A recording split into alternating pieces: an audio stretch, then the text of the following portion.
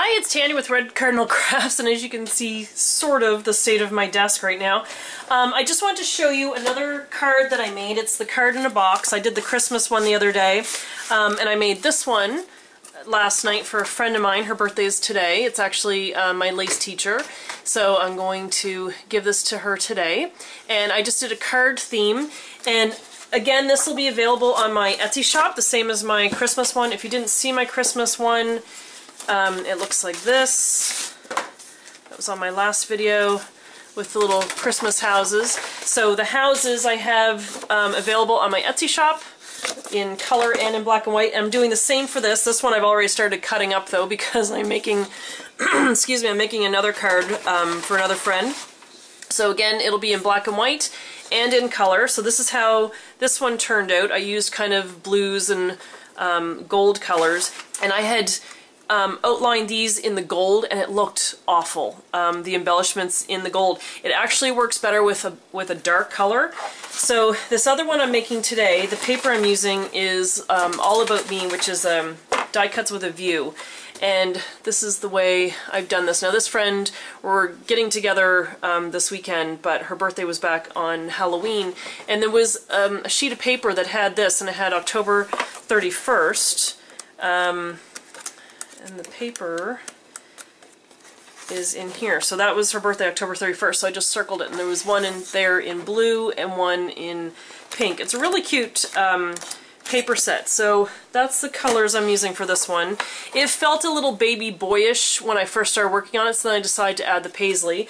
I'm going to do the same flowers, but what I want to show you is the way that I cut out the items in order to have the paper on the back.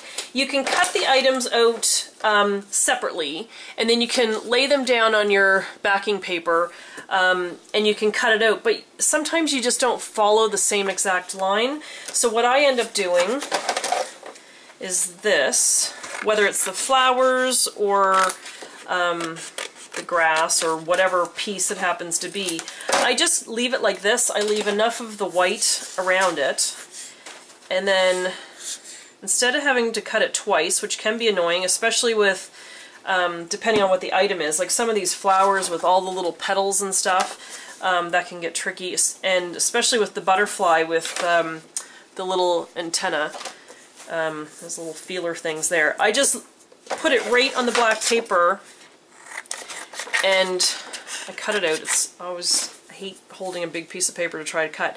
And then I just cut it once, and then that way you only have to worry about your lines one time. And then it's nice and completely even because you've cut them, the front and the back, out at the same time. Now, there's one I just finished here, and what I do is I lay it down on a scrap piece of paper, and I have one of these Faber-Castell markers. You can use any kind of black marker if that's what your backing's going to be, is black. And I just lay it down a piece of paper and I just trace it.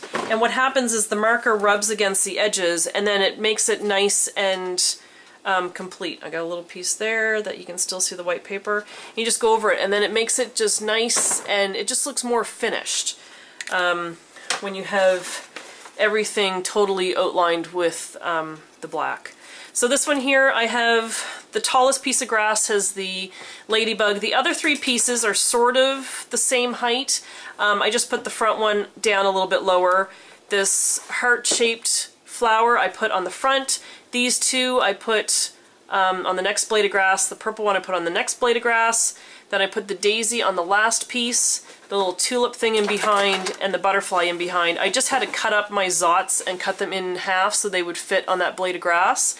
And then I did zots for the little sunflower there at the back, and had just glued that flat and glued that flat onto the sign. So I figured the sayings that I put with this are thinking of you, happy birthday, get well soon, and best wishes. So you could do combinations, like you could do get well soon, thinking of you, or happy birthday, best wishes, or happy birthday, thinking of you. So this one I just did happy birthday and then best wishes on the thing, and then on the back I just put happy birthday, and there you go. And again, remember what I showed you on the last video, just measure the card. I mean, I've extended past the box, nothing wrong with that, you just have to make your envelope bigger.